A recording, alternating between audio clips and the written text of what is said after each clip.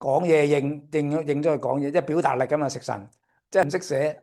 咁但係你覺得係個人聰明嘅，但係個人主要咧就係佢講嘢咧把口好犀利嘅。點樣叫西樓做嘅啫？寫字樓唔係，淨係喺酒樓做就做送點心。點心喺嗰度大家即係度賣嘢。但係書又讀得少，但係把口都好犀利嘅。又冇書嘅，根本上佢識兩個仔。有兩個仔添，個老公點解會走咗去加拿大嘅？咁佢嗰陣時1997年嗰時，佢就過咗去加拿大。係台灣人嚟㗎，即係你阿姐揾到個台灣人做老公嗱。首先咧，即係你姐夫咧，你姐夫就台灣人嚟嘅，佢咧就走難嚟香港，後期咧就攞咗身份證，就居留咗香港。咁跟住咧就識咗你阿姐，你嗰次阿姐喺大陸嘅，咁佢喺大陸結婚，結婚之後咧生咗兩個仔，咁跟住咧就再咁你姐夫咧就申請你阿姐落嚟香港同埋兩個仔，咁嗰時就嚟香港啦。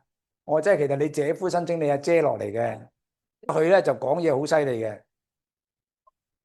即係鬧人咧，定係氹人咧，就肥到你七彩嘅，係咪啊？OK，嗱咁呢個就食傷嘅人啦，食神人啊嘛。佢係咪一日有錢就買馬咯？哦，買馬㗎？買賭馬嗰啲咯。咁多數輸啦。買咁多馬輸個。咩劫財人啊？投機人啊？所以佢中意錢嘅，但係問題咧，佢又中意買馬，咁所以咧自害沖，即係財來財去嘅佢個人。佢賺到幾多其實冇晒嘅，咁啊解釋。咁啊雙官人，佢雙官表面咧，佢有冇佢中唔中意運動咧？運動黑雙官重嘅女人咧，佢通常咧講嘢把口又好辣嘅，好刻薄，尖酸刻薄，講嘢就講到個老公一錢不值嘅。佢會唔會咧？講即係喺屋企咧，即係講到個老公冇叉用嘅。仲衰過嚿番，仲衰過嚿咩嘢？總之咁全世界最衰嘅男人就係你嘅咧，因為我嫁咗俾你，全世界最衰你嘅咁。佢有機會咧，就因為佢係雙官黑官咧。佢97年係咩年啊？97。你睇個 app， 你睇個官黑走個官，即係佢己巳年嘅時候咧，佢己巳運嘅時候咧，有機會就黑走個老公嘅。2000年嘅時咯，而家係2000就係啦。嗱，佢喺1998年咧。嗱，我唔知你你98年就行緊無人嘅，啱啱個官出，係啦，個官出咗嚟嘅。98年就無人運，佢98年咧就係無人年，嗰時係98年，佢行緊咩運咧？行緊個庚，行緊個午運，呢個就官嚟嘅，咁佢就雙官黑官嘅。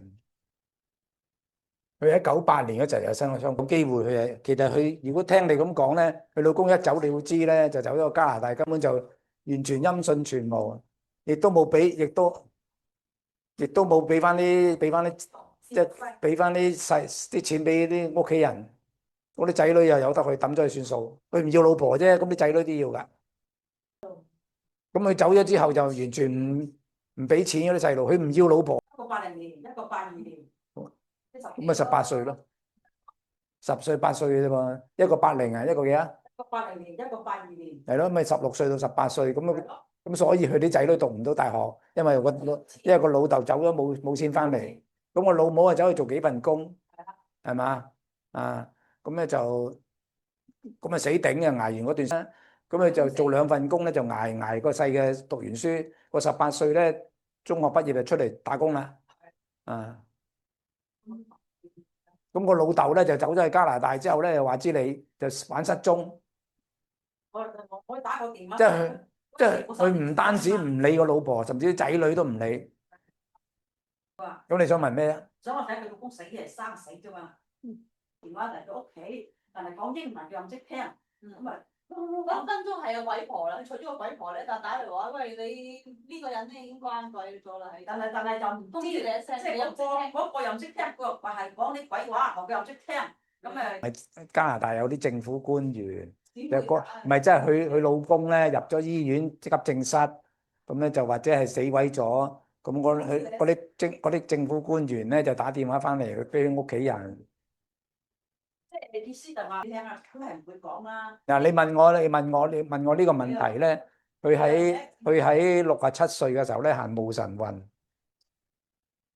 佢喺67歲嗰時候咧就行戊辰運。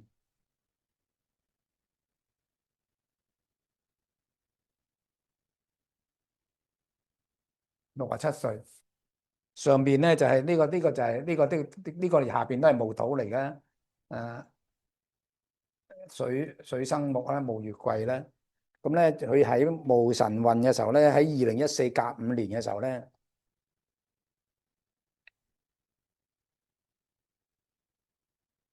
甲午年嘅時候咧，呢個甲木咧就已經克走咗個老公噶啦，克走咗個官嚟噶啦。如果佢老公係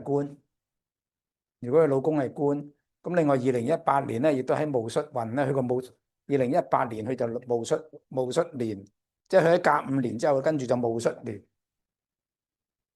咁啊，老公跳咗出嚟，假如佢冇，因為頭先我哋話結婚，佢係結婚嗰時係喺1998年啊嘛。咁佢呢個老公出咗嚟，咁啊行完甲午咧，甲午月嗰時刮咗老陳。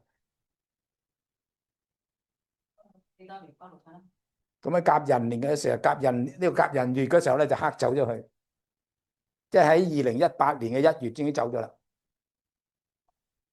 ，1月。即係如果你就問呢個問題嘅話咧，佢好大機會喺2018年走㗎，係啦。大約嘅即係大約如果2018年之後佢仲接觸到2018年之後佢仲接觸到佢老公嗰啲音訊嘅話咧，咁個老公仲未死。如果2018年之後冇晒音訊嘅老公嘅話咧，個老公應該拜咗拜啦。睇法就咁咧。總之係2018年咧，2018年咧就係嗰個即係決定佢老公生死嘅啦。